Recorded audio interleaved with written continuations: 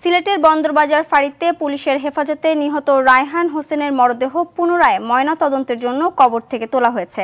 সকালে নির্বাহী ম্যাজিস্ট্রেট মজিবুর রহমান ও নির্বাহী ম্যাজিস্ট্রেট মেজবা উদ্দিনের উপস্থিতিতে লাশ কবর থেকে তোলা হয়। পরে মরদেহ ময়নাতদন্তের জন্য সিলেট ওসমানী মেডিকেল কলেজ হাসপাতালে নেওয়া হয়। পিবিআইয়ের পুলিশ সুপার মোহাম্মদ খালিকুজ্জামান জানান, ম্যাজিস্ট্রেটের উপস্থিতিতে ময়নাতদন্ত শেষ হবে। তিনি বলেন, পুলিশের হেফাজতে মৃত্যু আইনে মামলা হলে নিহত ব্যক্তির ময়নাতদন্ত নির্বাহী ম্যাজিস্ট্রেটের উপস্থিতিতে করার বিধান রয়েছে, কিন্তু ম্যাজিস্ট্রেটের উপস্থিতি ছাড়াই ময়নাতদন্ত করে রায়হানকে কবর দেওয়া হয়েছিল, তাই পুনরায় ময়নাতদন্ত হচ্ছে।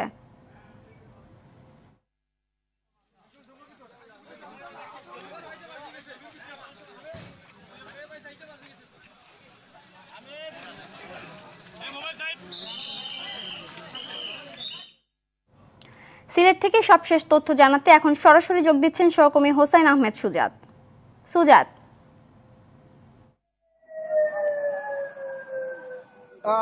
সিনথিয়া, সিলেটের আখালিয়ার নেহারিপাড়ার যে যুবক রায়হান পুলিশের হেফাজতে মৃত্যু হয়েছে বলে অভিযোগ করেছে যে রায়হানের পরিবার। সেই রায়হানের মরদেহ কিন্তু আজকে সিলেটের নবাবী মসজিদ, আখালিয়ার যেটি নবাবী মসজিদ রুটের যে গুরুস্থান, সেই গুরুস্থান থেকে তার মরদেহ কিন্তু পুনরায় ময়নাতদন্তের জন্য তোলা হয়েছে। এবং সেখানে উপস্থিত পিবিআই এর পুলিশ সুপার আমাদেরকে জানিয়েছেন যে আসলে পুলিশ হেফাজতে যদি কারো মৃত্যু হয়, পরিবার অভিযোগ এনে থাকে, তাহলে কিন্তু সেই যুবকের সুরতহাল রিপোর্ট কিন্তু একজন নির্বাহী ম্যাজিস্ট্রেটের উপস্থিতিতে করা প্রয়োজন।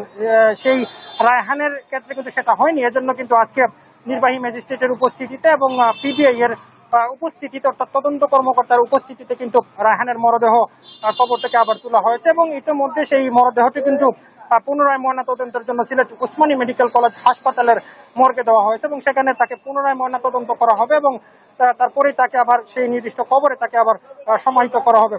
এছাড়া এই রায়হানের হত্যাকাণ্ড নিয়ে যারকে মূল অভিযুক্ত করা হচ্ছে এসআই আকবর, সেই এসআই আকবর কিন্তু এখনো পলাতক রয়েছেন, তাকে খুঁজছে পুলিশ। আজকে আমরা এ বিষয়ে পিবিআই এর যে পুলিশ সুপার, সেই পিবিআই পুলিশ সুপার আমাদেরকে জানিয়েছেন যে অজ্ঞাতনামা আসামি করে যাদেরকে মামলা করা হয়েছে, যাদেরকে ইন্ডিকেট করা হচ্ছে, যাদেরকে সন্দেহের তালিকায় নেওয়া হচ্ছে, তাদের সবাইকে কিন্তু খুঁজছে পুলিশ এবং যত দ্রুত সম্ভব তাকে গ্রেফতার করা হবে। সিনথিয়া।